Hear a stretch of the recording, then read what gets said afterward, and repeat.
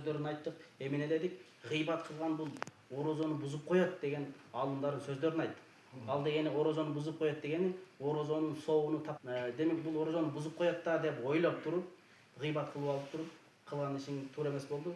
Андан кийин дагы билип туруп эме кыла турган болсоң, анда эмне 60 күн жаза катары сизге берилет. Ау бa'da hijamatin. Же болбосо хижама кылгандан кийин, кан алдыргандан кийин дагы ошентип атайлап жеп кое турган болсо дагы эмне 60 күн сизге каффарат милдеттүү болуп эсептелет. Анткени жанакы бизде бул кече айтылбай калды. Пайгамбарыбыздан хадистер бар, алымдардын айткан сөздөрү бар. Хижама кылганда дагы бизде бул Ханафи мазхабы боюнча бул макруh болуп эсептелет. Анткени орозодор адам, орозо болуп турат, алсырап турат. Хижама кылганда дагы адам алсырайт дагы ден соолугуна, адамдын ден соолугуна олуттуу зыян келип калышы мүмкүн. Ыктымал деген себептен дагы хижама кылуу бизде эмне макруh болуп эсептелет. Эгерде эч нерсе болбой турган болсо, дайым хижама кылып жүргөн адам болсо, ушул нерсеге адат кылган болсо, алар өзүнү билет. Хижама кыла турган болсо, кан алдыра турган болсо, ал баш айланып же башка болуп, давлениясы түшүп көтөрүлүп кеткен нерселер жок боло турган болсо, ал өзүнү билгендиги үчүн ал кишиге ала берсе, эч кандай бир зыяны жок.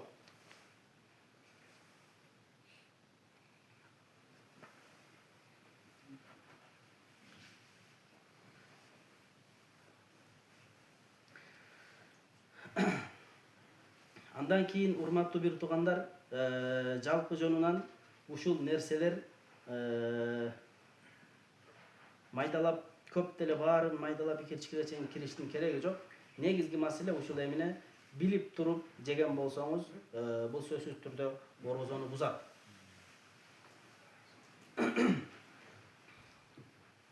Баягы эмеге Алышыңыз керекпи? Ошол гусул албай кое турган болсоңуз, сиздин орозоңузга тоскоолдук болобу деген түшүнүктөр бизде көпчүлүктү кээде кыйнап коет экен. Гусул, эгерде гусул болгон болсоң, бул орозого эч кандай зыянын тийгизбейт. Турасыз дагы бет колду жууп туруп эле, жакшылап оозду жаап туруп, андан кийин бабында току Аллаху акбар азан деп айткандан кийин шашпай барып жуунуп туруп бабында току ала бересиз. Бул нерсе табигый нерсе да, Кудай Тааланын адам баласыга берген табигый нерсеси. Мисалы, аялың менен деле сөзсүз түрдө жакын экен, периштелер налат айтат экен деп анан жөн эле жүрө бересиңби? Бул табигый нерсе, андай туура эмес түшүнүктөрдөн узак болушубуз керек. Болгону ошол намазга чейин, намазды кечиктирбестен, эмне намазды калтырбастан сөзсүз түрдө милдеттүү эмне гусул алып алышыбыз керек болот. күн намазды калтырып койсо, намазды кантип окуш керек? Мисалы пешинде Сиздики каза болуп кала турган болсо, асыр болуп калды да, асыр убагы кирип калды. Турасыз дагы биринчи парз намазды окуйсуз, убакыттын парзын окуйсуз. Асырды мындайча айтканда. Асырды окуйсуз дагы, анан асырдан кийин артынан окуп кое бересиз пешинди, казасын. парзын. Ооба. Анан дагы ушул жерде бир айта турган маселе, бизде азыр гусул маселеси козголуп калды. Гусулда дагы кээ-бирки биз үчүн аябай пайдалуу нерселерди айта турган болсок, бизде мына Кыргызстандын эмеси, аба ырайы бизде кышында кадимкидей кыш болот. Акыркы мезгилдерде эле бир аз кышка окшобой баратканы менен, бирок жалпысынан бизде кадимкидей кыш, суу. Чыксаң тоң өлүп каласың да, мисалы, жууна турган болсоң, сыртта жууна турган болсоң. Анан бир кече дагы ушул окуяны айтайын дегенмин, азыр дагы Кудайым эске салды. Медреседе окуп жүргөнүбүздө бир устазыбыз болот экен эле. 2013-жылдары. Ушунчалык бекем, ушунчалык таква, Чилдеде түшүркөлөп койгон экен. Эртең менен туруп, гусул алайын десе, жылуу суу жок. Чыгып барып, дарыянын бетидеги музду жарып туруп, ошол сууга түшүп, гусул алып келген экен. Көрдүңбү кандай таква экенин? Деп ошентип мактайт эле. Анан ошол учурда деп таң калып эме болосуң. Бирок анан илимди окуп, илимдин динди кармануу кандай жеңил экендигин түшүнө турган болсок, анан азыр ойлоп айтам да, ал такыба болгон экен, бирок көр такыба болгон экен деп айтат элем да. Неге ошол суунун беттеги музду жарып, анан түшүп усул алуу анчалык деңгээлде милдеттүү эмес. Эгерде бизде мына айрыкча Кыргызстанда аябай суук болот, ошончолук катуу суук боло турган болсо, муздак сууга түшсөң, кадимкидей эле эмне бир 80-90% ооруп калуу коркунучу толук түрдө ыктымал. Ошол себептен дагы бул нерсени шариятыбызда Кудай Таала бизге жеңилдетип, ошондой суук, өлүп кала турган суук боло турган болсо, гусул болуп кала турган болсоң, жунуп болуп кала турган болсоң, таяммумду кылып алсаң эле сага уруксат деп шариятыбыз уруксат берген. Таяммум деген бар. Ошондой катуу суук боло турган болсо, үрүң бараңда эртең менен тоок бокчок элек чыгып анан барып суунун бетиндеги музду жарып анан сууга түшүп тоңуп элебиз. Динди кармануу аябай жеңил. Биз өзүбүз эле түшүнбөстүктөн башка нерседен улам динди өзүбүз аябай оор кылып алабыз да. Жана кечээ дагы көп маселелерди айттык. Намазда дагы мисалы ооруп кала турган болсоң, мүмкүнчүлүгүң болбосо отуруп окуу, отуруп окуганга дагы болбой турган болсо жатып окуу. Ошончолук эле болбой эсиңден кетип кала турган болсоң, анда намаз сенин мойнуңдан түшүп турат. Милдеттүү эмес болуп калат деп ушунчалык деңгээлде эмне Кудай Таала бенделеринин абалыны сөзсүз түрдө эске алган абалда бизге милдеттерди жүктөгөн. Мына бизде бир суроо бар эле да. Орозодо мисалы дарат алабыз го.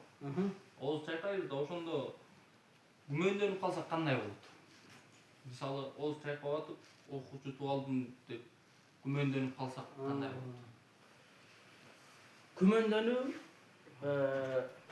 инна занна ла югни минал хакки шай'a деп Аллах Таала Кур'ан Керимде дагы айтат. Күмөндөнүү менен бул күмөндүү нерсе да, болбоду 50% нерсе. Сиздеги болуп турган 100% анык болуп турган орозоңузду бузуп кете албайт. Анткени сиз орозо туткандыгыңыз бул 100% анык нерсе, күмөн менен ал бузулбайт. Ушул эле эреже даратта дагы иштейт. Кандайдыр бир күмөн болуп кала турган болсо, сиздин дарат алгандыгыңыз эгерде анык 100% боло турган болсо, ал нерсени күмөн нерсе келип туруп жокко чыгара албайт. Ушул эреже. Укол алса кандай болот? Укол алганда, ушуну дагы айта кетели, укол алганда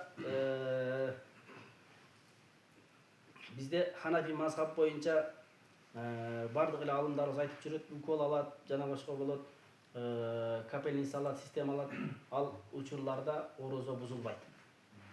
Ушинтип фатва берген биздин Ханафи алымдарыбыз. Бүгүнкү күндө да ушул фатва берилет. Бизге чейин 100 жыл мурда, 200 жыл мурда эле бул маселени козгоп, алымдарыбыз фатвасын берип, китептеринде жазып калтырып кетишкен.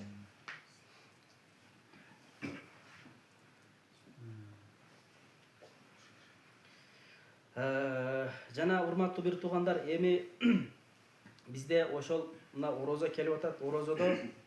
Орозодо бизде айттык, өзүбүз эле орозо тутпастан, дене мүчөбүз эле орозо тутпастан, жан дүйнөбүз, жүрөгүбүз менен дагы орозону тутушубуз керек деп айттык. Денебиз менен кантип орозо тутабыз десек, ошол денебиз менен урматтуу бир туугандар, ысырапкорчулуктан бизде сактанышыбыз керек. Бизде ысырапкорчулук шариятыбыз боюнча орозодо эмес, башка күндөрдө негизи эле шариятыбыз боюнча арам болуп эсептелет. Бирок орозонун күнүндө дагы ошентип ысырап кыла турган болсок, анда арамдыгы, анын күнөөсү 2 эсе болуп көбөйүп кетиши толук түрдө ыктымал. Кудайым сактаган болсун. Бизде мынакей орозодо ооз ачыруулар болот. Ар ким мүмкүнчүлүгүнө жараша хадистер бар. Хадистерде bir dana, bir koşto kurma menen, bir koşto talkan menen, je bolbosо bir urtam su menen, je bolbosо bir urtam süt menen ооз ачырсаң деле ошол орозонун ооз ачырганынын сообун аласың. Сөзсүз түрдө койду союп, ажыларды чакырып, умракаларды чакырып, неме кылыш милдеттүү эмес. кайтып бизде ушул эме болуп калыштыгы толук турда ыктымал, ысырап болуп калыштыгы толук турда ыктымал. Бул бизде эгерде карап көрө турган болсок, бул маселе, урматтуу бир туугандар, бул бизде кадимкидей ушул ооз ачыруу бизде атаандаштыкка айланып калган дагы көрүнүш бар деп ойлойм да. Бирөө мына ооз ачырыптыр деп турбай биз да ооз ачырып коелу. Ооз ачырбай койсоң эртең мынау ачырды эле, мынау ачырбаптыр деп адамдар айтат. Тек бизде эл көрсүн менен жашап калган дагы биздин эң чоң, эң кайгылуу, эң трагедиялуу биздин ошол маселелерибиздин бирөөсү ушул. Эл көрсүн деген ой менен, ошол пикир менен жашап калдык да, элден коркуп калдык. Элдин сөзүнөн коркуп калдык да, Кудайдан эмес. Ошол себептен дагы Кудай эмне деп атат, шарият эмне деп атат, ошого карап туруп эме кылышыбыз керек. Чеги менен ашырбастан, ысырап кылбастан, албетте айттык, эмне бир урттан суу менен болсо дагы ооз ачырган болсоң, ошол сооп жете берет. Орозодо демек, урматтуу бир туугандар, эмне ысырап корчулуктан сөзсүз түрдө сактанышыбыз керек. Эмеге мисалы үчүн мындай да бир иш кылып алсаң айтат да орозону кыйнабага дейт. Орозону мындай жанды кыйнабай тутуш керек деген неге. Жок, эмне зыяны барбы иштеген? Мисалы үчүн кыйналсаң кыйналбасаң тутасың да. Ооба. Орозо туткан адам жаныны кыйнабай тутуш керекпи дейт. Орозо тутуп алып, кечке кинону көрүп, жатып уктап жата бериш керекпи? Жок, орозо адам кайтып туруп, мойнундагы милдеттерди калтырбаш керек, орозо болсо деле. Бирок ошончолук катуу кыйналып, оор жумуш болуп кала турган болсо, анда оор келбей турганчалык даражада акырындык менен кылып туруш керек дагы. Орозодон кийин калганы уланта берет. Айтыңыз. Сиз азыр айтканыңыз го, тиги ооздун ачырып коюп. Ооба, бул жерде курсакты тойгозуу шарт эмес. Мисалы, ооздун ачырдык да, бир курма менен. Анан ошонун алдынан ары улап, бир аз курсага тойгончолук тамак берип койсок, бул жакшы болобу же? Ооба, жакшы болот. Жакшы болот. Биздеги айтып атканым, ысырапчылыкка чейин жетпейт. Бизде көпчүлүк жерде барсаңыз кой соёт. 4-5 адам чакыртып, кой ички союп туруп, кадимкидей казан толтуруп, биринчиси, экинчиси, анан үчүнчүсүгө дымдама башка манты болуп отуруп, кадимкидей бул ысырап көрчүлүккө айланып кеткен да. Ошол нерседен сактаныш керек. Могу дараталганда ушу орозодочу дараталабыз дейм, ошондо ооз салып каргарып атпайбы? Ошо чүчөл каргарып эле бер жактан эми чайкап койсок болобу же каргарып? Орозо учурунда ошол оозго суу алганда тамакка чейин каргара кылбай, бер жактан эле чайкап коебуз. Анткени нар